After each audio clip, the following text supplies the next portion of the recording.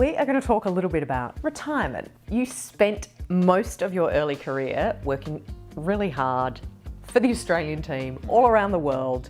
Talk me through that. So I got to play cricket for Australia for, 14 years. Yeah. And it was an amazing era of Australian cricket and just loved every minute. But I've now been retired for over 17 years. So it's incredible how quickly time goes. I guess when you're playing cricket, you always wonder through your career, when you retire, if you retire at the right time or whether you're going too long or what happens. And that was always in the back of my mind. And I remember the 2006-7 Ashes series was in Australia.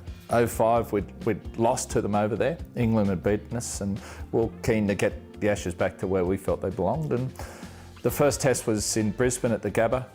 We played well, we won quite comfortably. And I was still very motivated with what I wanted to achieve out of my cricket career, which was 1,000 international wickets, tests, one days and now T20s. And it was funny, we went home after that Brisbane test, had 2 days at home before I went down to Adelaide. I went to sleep one night, still very motivated and what I wanted to achieve. Woke up the next morning and it just wasn't important to me anymore. Do you remember what you did on the first day of being retired? No, not really. It's because I put absolutely no thought into retirement before it happened. It wasn't like I sat down, okay, I'm going to plan it, this is what I need to be doing. I just woke up one morning and knew it was time to hang the boots up, and that was as much preparation I put in it. So once I retired, you think, okay, what am I going to do with the rest of my life? My mum's just retired and I keep asking her, okay, now what's your purpose? What do you want to do? And she's not sure. And that's a big concern to me because when you retire, there's life left to be lived. You have to have purpose in life, otherwise people go downhill very quickly. So it was a big thing for her and to get her head around and, okay, now what is she going to do?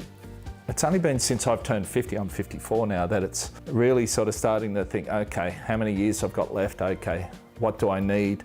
How am I going to extend my income, what I have? I guess that's why, that what drew me to Citro as well. Yeah. With that that advice and those people there, that support and that community really. You just need some advice. So, I played cricket. I don't have a degree in accounting or sort of investing or what have you. Sure, you learn a lot of things along the way. So we don't know everything. So you need to ask for help or you need to find help. And that's right. And that's sort of, I guess, where I'm at the moment. There's no formula and everyone's completely different. So some people might need, 50,000, some might need 5 million. Who knows, just to live the life they want. So it's a very individual thing.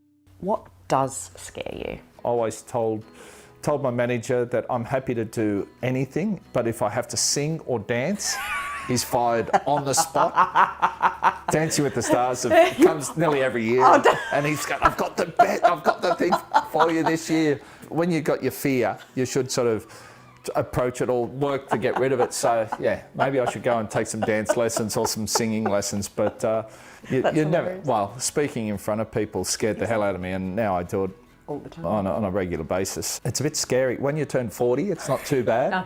50, all of a sudden, and especially in the last few years when we've had, we had Shane pass away and Andrew Simons and Rod Marsh, who was in his 70s, which to me is still too young, but Warnie was only 52 and Simo was only 48.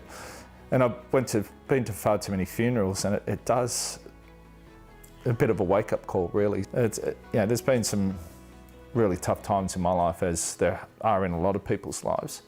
But it's how you pick yourself up and carry on afterwards, and it's the people in your life that allow you to do that. I was playing the 2 IPLs, but my then wife, so Jane, her health was going like okay, and then it just all turned pretty nasty. And I was, during the second Indian Premier League, came home and her health took a big turn for the worst, and within 2 weeks, unfortunately, she'd passed away. So it gave me a lot, I had a lot of other things to focus on. 2 young children. James was 8, Holly was 6.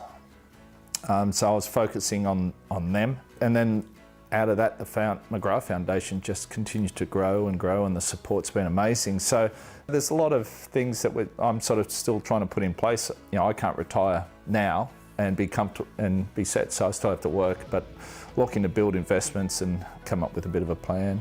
It's just finding what you have a passion for, what you enjoy doing, and then sort of working out what do I need to achieve that, and then off you go.